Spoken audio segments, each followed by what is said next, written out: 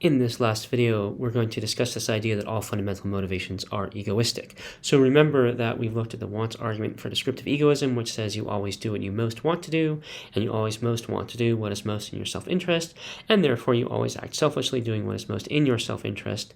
And we suggested that this argument is unsound. Whatever we mean by want, it doesn't work. And in particular, if we mean that wants involve all motivations, then this second premise comes out false. You always most want to do what is most in your self-interest. No, we have these moral motivations, and they appear to be they look like they're involve concern for others, and we're motivated by concern and respect for others to act in ways that are beneficial to them or respectful for them, even to our own detriment, even to our own loss, our own cost. And so it doesn't look like we always want to do what is most in our self-interest. And so this argument appears to have a false premise. What the fundamental egoist wants to say, however, is actually, or the descriptive egoist wants to say, is that actually premise 2 is true, that when we act on what looks like moral motivations and what look like concern for others, actually our deepest motivations underneath them are really self-interested. So in fact, the descriptive egoist wants to say this argument is sound. It's valid, we all agree, but they also want to say it has true premises because, in fact, you always do most want to do what is most in your self-interest because of these underlying selfish motivations, underlying egoistic motivations. So here's an example of their general idea. Let's say you keep your promise to your friend, and perhaps it's costly to you in a certain way, so you promise to pay your friend back, and then you do. Well, consider, if you do pay your friend back, you keep your promise, you might feel proud or otherwise sort of self-respecting that you said you were going to do something and then you did, even at a certain cost to yourself. So then you get this good feeling, and your friend is going to be pleased with you.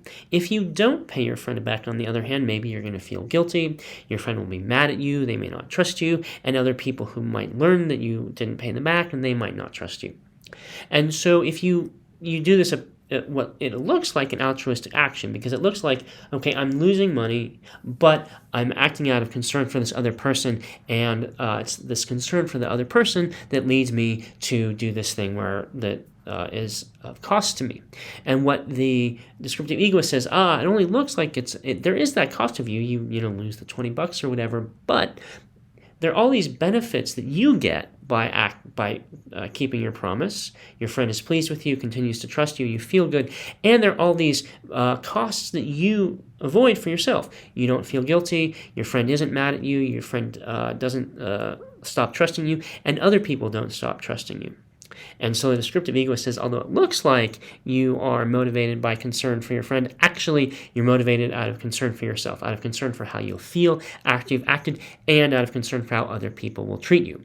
So these apparently altruistic motivations are disguised, they're really egoistic, they're really about how we will feel and how other people will treat us.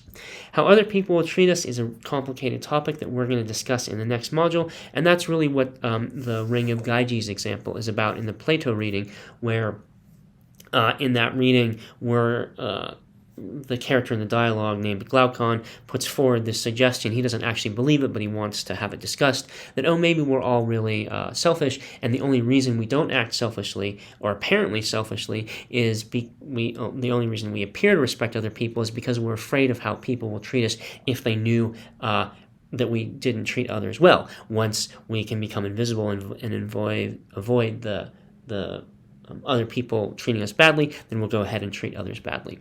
So that's the second motivation issue. We're going to focus in this video on the moral feelings part of this idea that the descriptive egoist has, that all of our deepest motivations are egoistic. All of our basic fundamental motivations are egoistic. And what looks altruistic actually is disguised egoism. So, how might this work? Well, so we have these good and bad moral feelings like pride and satisfaction when we've done well, guilt and shame when maybe we've acted unethically. Of course, we can feel these emotions for all sorts of reasons, but one context is one way in which we might come to feel guilt or shame is when we act unethically. The descriptive egoist says, or at least one descriptive egoist would say, our motivation for altruistic action is just about those feelings. We act morally in order to get the good moral feelings and avoid the bad moral feelings. So when we act in a way that looks like it's to respect or help somebody else, really we're doing it so that we will feel good at having helped somebody or avoid feeling bad at not having helped them. And so the appearance of altruistic motivation, that's an illusion. We're doing it for our own feelings. There are two problems with this view which I want to discuss in this video, with this idea that the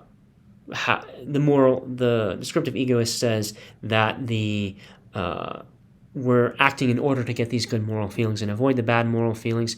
And I want to suggest that while that might be partially true, that actually moral satisfaction and moral guilt are themselves, the fact that we have them are manifestations of altruism, and that even if we were acting to get the good moral feelings and avoid the bad moral feelings, that wouldn't explain a lot of apparently altruistic action. So let's take a look at these two issues. So, why do we get satisfied or frustrated in general? Let's think about a non-moral example. So if you go get a massage, that's going to be pleasurable. You're going to get the pleasure of the massage. You're going to feel loose and relaxed, and it's going to be nice. And someone's paying attention to you and caring for you, and maybe you like that as well. So there's all this pleasure in getting a massage.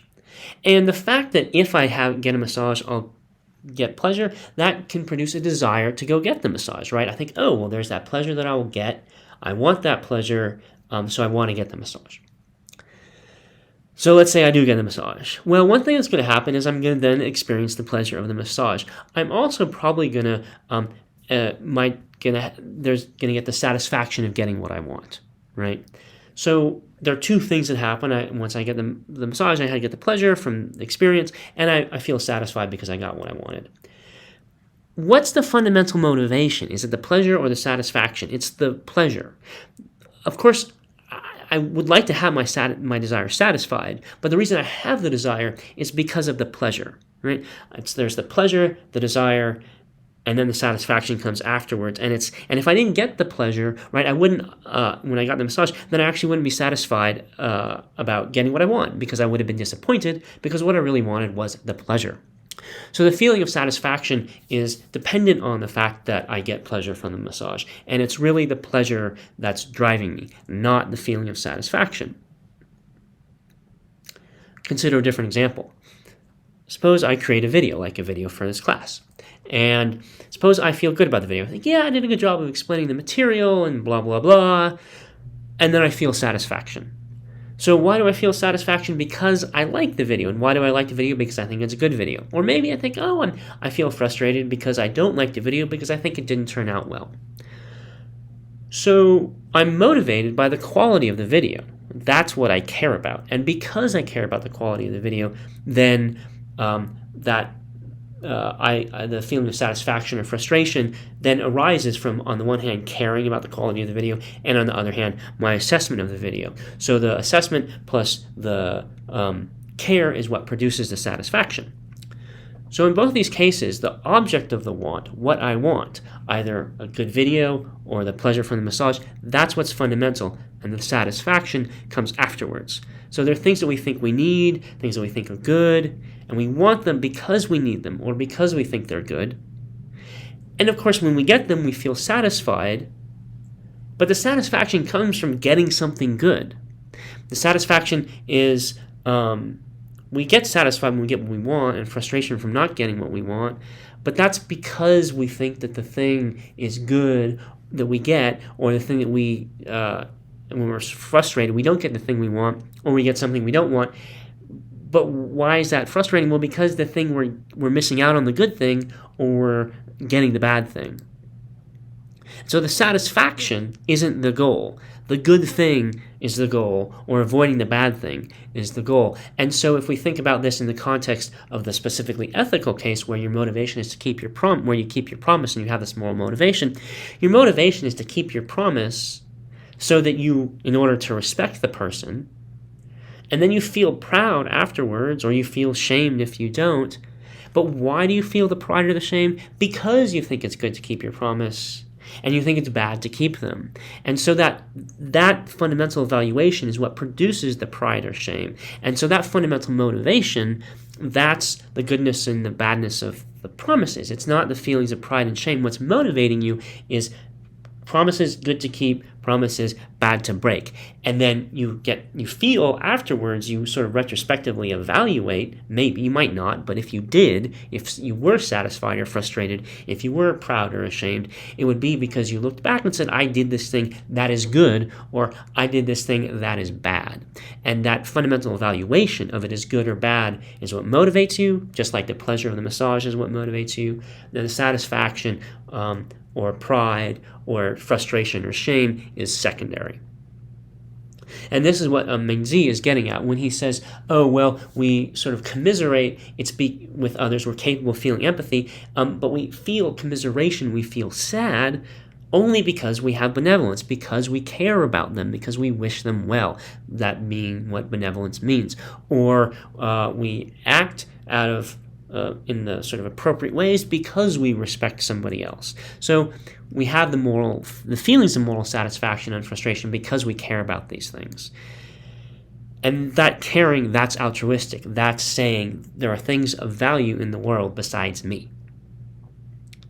Someone who didn't care at all would be a psychopath. If we compare someone who cares about others, who can feel frustration or satisfaction, pride or shame after they've treated others well or poorly, versus someone who, after having treated others well or poorly, doesn't have those feelings, that person is very scary to be around. That person who simply just, it doesn't matter to me how anybody else feels. That's a scary person. And that's not the way we are. So the idea is that caring is sharing. By caring about others' interests, we take on their interests in a certain way, and our self-interest expands so that the things we care about are not just our own, our own hunger and thirst and pride, but about other people's success, other people's hunger and thirst, and so on. And so our circle of care expands. The things that are matter to us, the things that are of interest to us, expands from ourselves to others. And that sure looks like it's altruism. It's caring about others and then being motivated to act in that way. And that seems like that's a good thing. And so we think moral feelings derive from our altruistic motivations. Now, we might be cynical about this. We might think, no, you don't feel shame because what you did was wrong. You feel shame because you've been trained to feel shame. And actually, you're acting morally to avoid that conditioned feeling. So you actually don't think that promise breaking is bad. It's just that you've been punished when you broke your promises, and now you associate promise breaking with that punishment, and you sort of carry out the punishment. It's such a strong association that you carry out the punishment in your head, and it really is just when you decide to not break a promise, you are just avoiding that internal punishment. And that's probably true sometimes, right? Surely, it's very likely that's the case.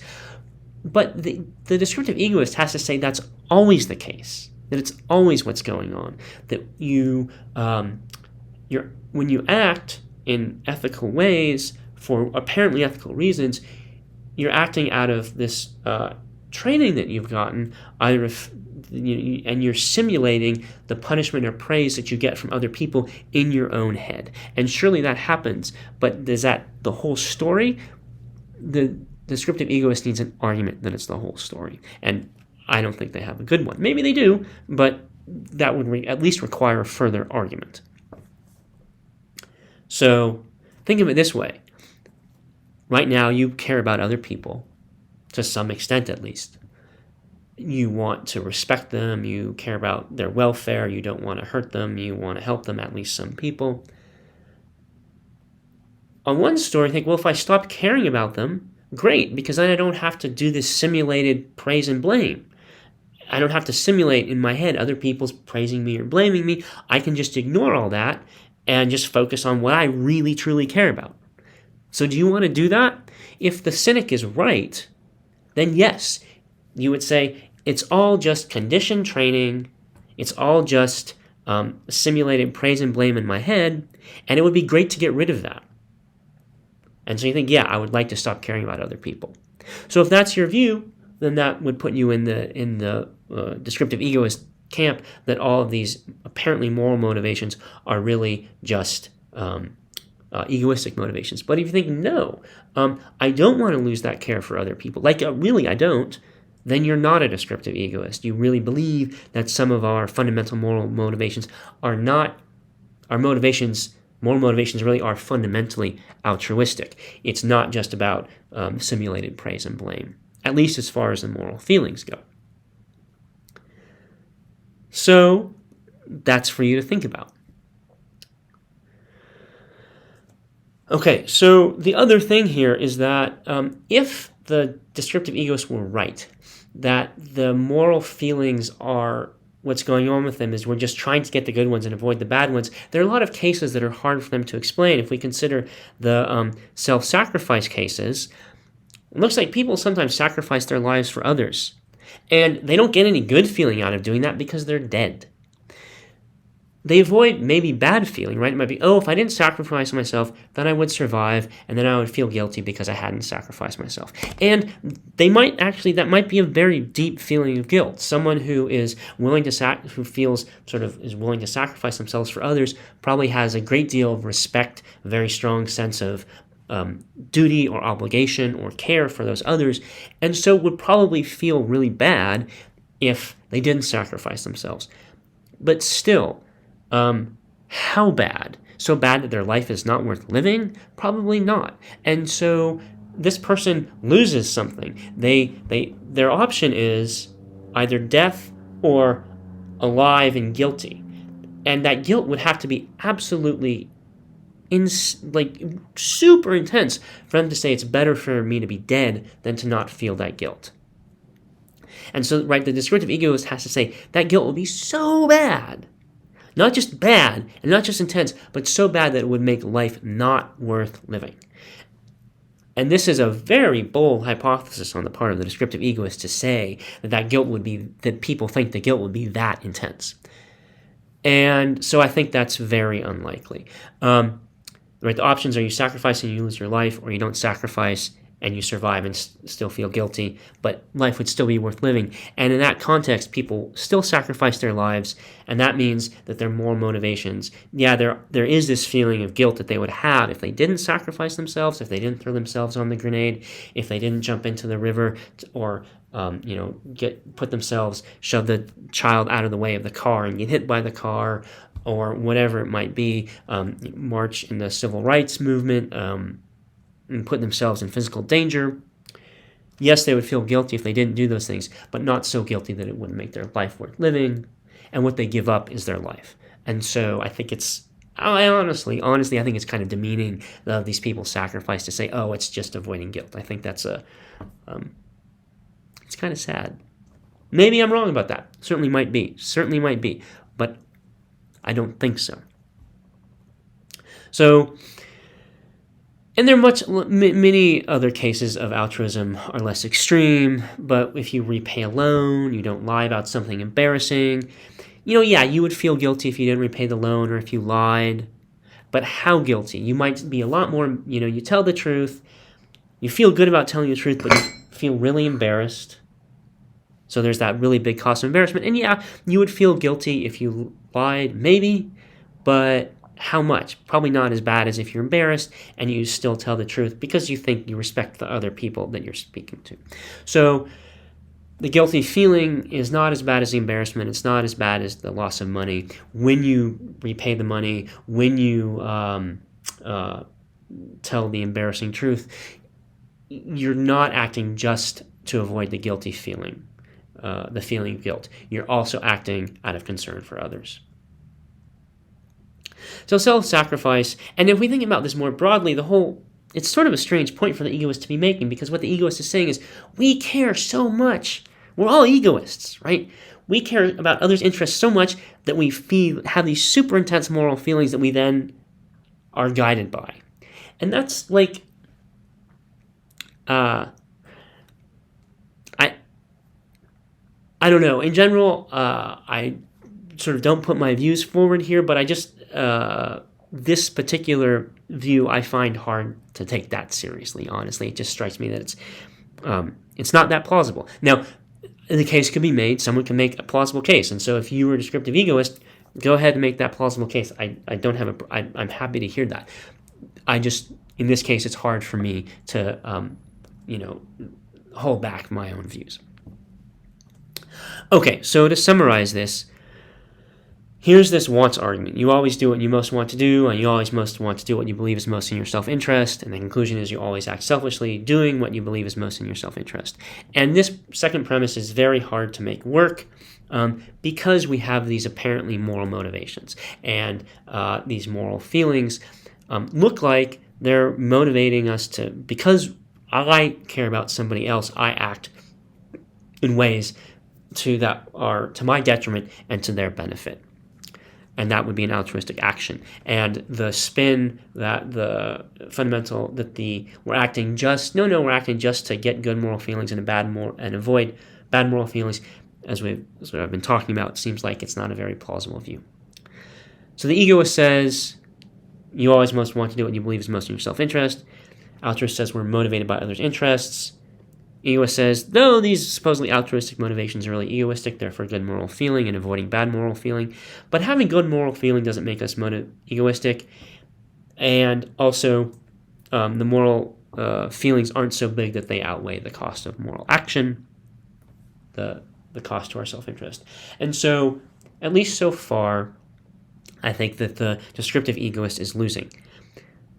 So, I talked about this.